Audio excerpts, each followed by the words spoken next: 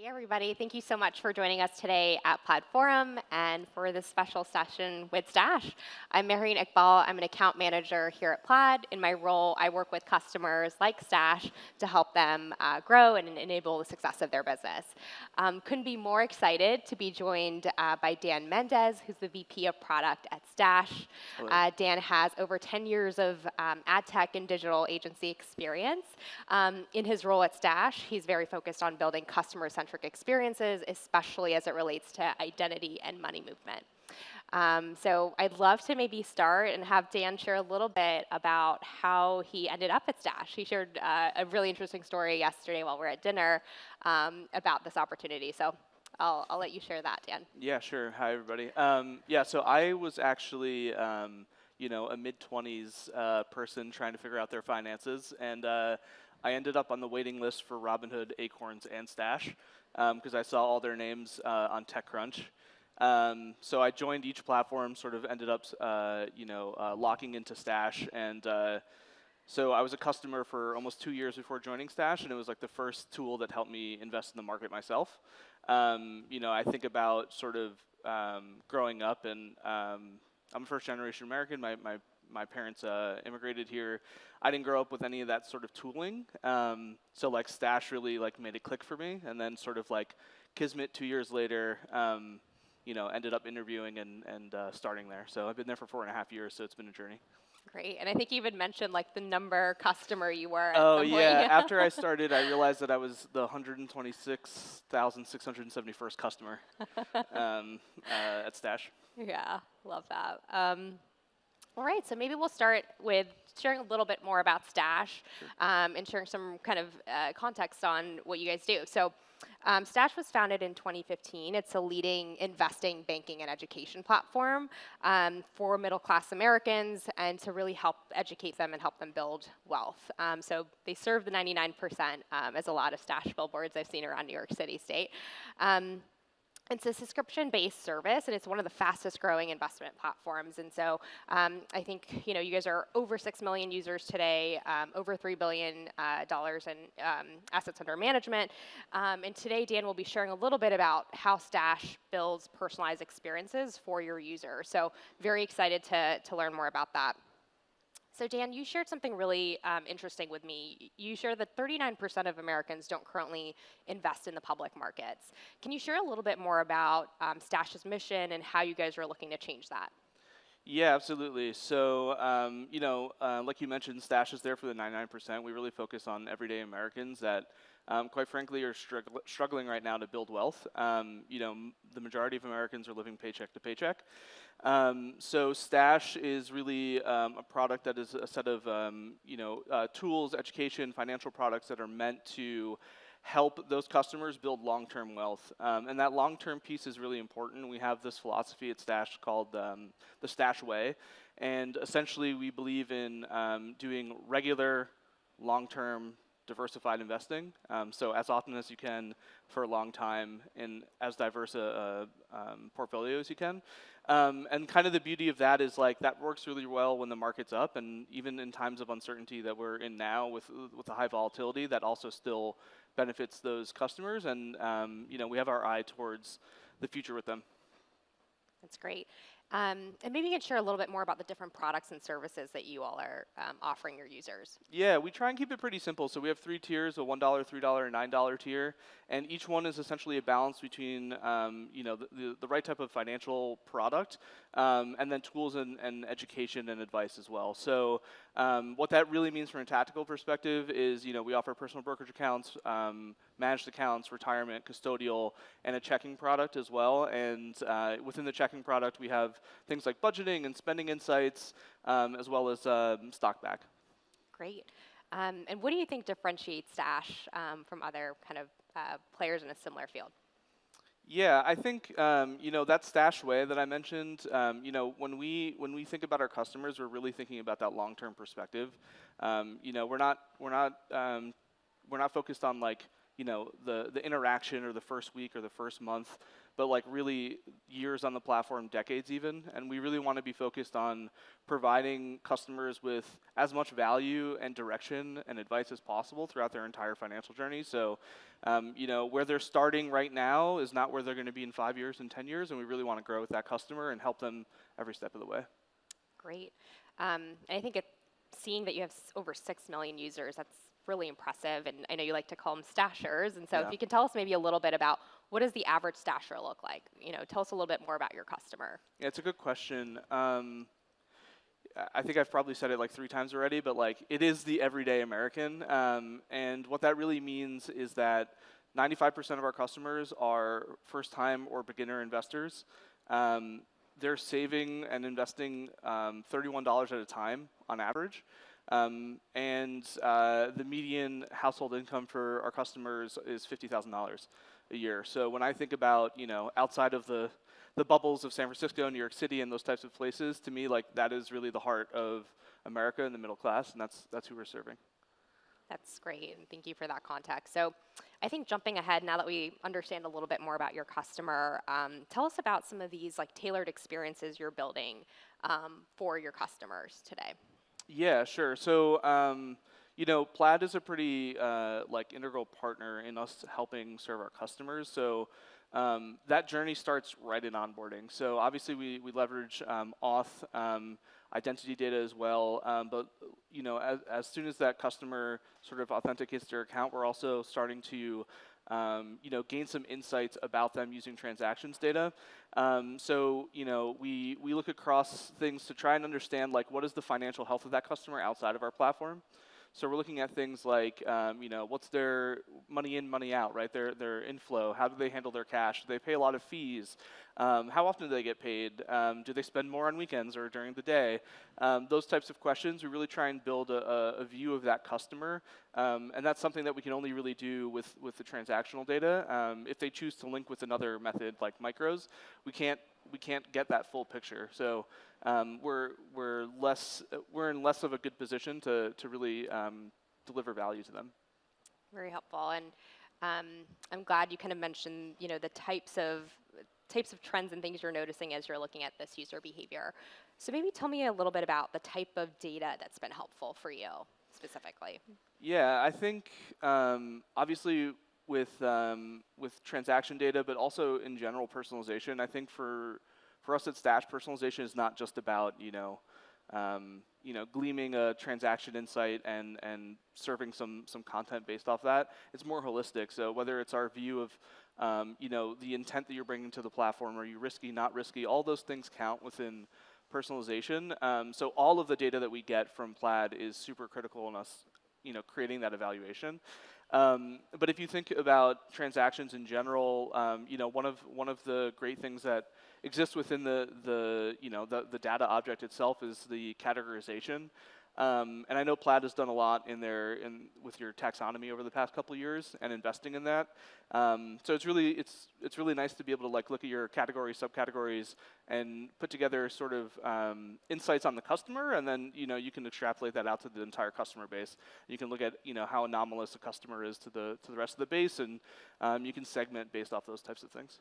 Great. Yep, and I think that's an area we continue to invest in terms of categorization. We recently kind of revamped our categorization earlier this year, so I'm excited to hear how you guys are using it. So now that you have that transaction history, tell me a little bit about the features you've built at Stash and for your users with that history. Okay, yeah. So I think there's kind of like 2 buckets of features, right? There's the features that you can build sort of directly on top of the raw data, if you want to call it that. And then there's features that you can build sort of like off of the insights and like these sort of derived values that you get.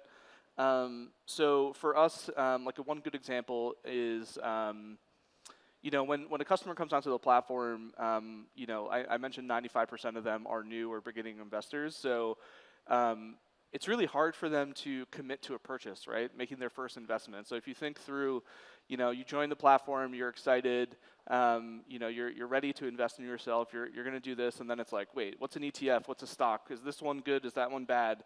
Or do I want growth stocks or dividends? Is this up? Is it down? All of those types of questions are really overloading, right? But ultimately what we're trying to do is incentivize this savings behavior. So what we did is, we had a hypothesis that if we can tie that savings behavior to things that they're doing outside of the platform already, it's a really simple way for them to take that first step and then come back later and actually make that first investment. So an example of that is we built roundups, which most of you are probably familiar with, but if you're not, essentially every time you transact in your third-party account, we round up the dollar amount. So if you spend 225, we'll round up 75 cents. We'll add those together until it meets a threshold. For us, at Stash is $5, and then we'll transfer those funds into your Stash account on your behalf. And the amazing thing is, for those users that are overwhelmed, this beautiful thing happens, which is, maybe 3 weeks or a month down the line, where they're like, man, I should really commit and make my first investment. They'll go back to the app and they'll be like, oh man, there's like $15 or $30 in here that I didn't know I could save. So that's an example of sort of building like directly right on top of the transaction data.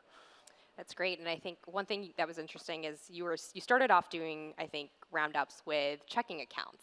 Yeah. And maybe tell us a little bit about how you iterated on that feature, because I think you guys were able to, kind of offer the service in a different way to your users too. Yeah, it's a good point. So we, like you mentioned, we started with checking accounts, and what we did is we took a look at the customers that were engaging with roundups, and then we looked at their transactions data, and what we realized is that for a good portion of them, they were actually transacting more on their credit cards than their checking account themselves. So with that insight, we built a simple toggle in our roundup space within the product with a simple CTA. I think it was like extra roundups with your credit card or something like that, and a simple toggle. And what we found is that of people who landed on that screen, 32% of customers opted in. And that's without any additional marketing, no in-app messaging, no nudging, just a pure organic conversion rate on wanting to save more based off of their outside spend. So that's kind of using the transactions insights to actually like iterate and improve on a feature that was built on sort of just the raw data itself. That's great. So almost a third of users not only had their checking accounts for roundups, but also credit cards. So yeah, exactly. That's great. So tell me a little bit more of some of the other features that you've been able to build and leverage Plaid, like transactions and balance data for. Sure, yeah. So, going into that sort of like second bucket that I mentioned before around, what can you get from the aggregated insights that you can sort of build from transactions. One thing that we have been iterating on for a long time now is just understanding when a customer might not be able to cover a transfer, right? It's become more common for third-party institutions to not have insufficient funds fees, but I think the last article I read, it's like still like a $9 billion a year business for big banks to charge fees when you don't have money, which is like completely counterintuitive. So what we do is we try and understand whether or not they might not be able to cover that. And in certain cases, we could say, hey, maybe you shouldn't actually try and save today because we don't think that you're going to be able to cover that transfer. So that's one example. And then in terms of just like, going into the data itself and sort of seeing how we can better serve our customers from that.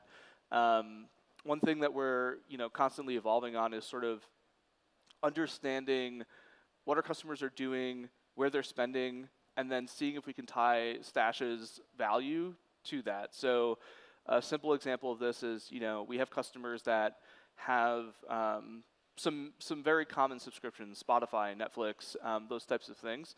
And what we can provide them is say, hey, if you actually pay for those subscriptions with Stash, we can actually offer you a higher stock back, and you can invest in the companies that you're actually spending money with.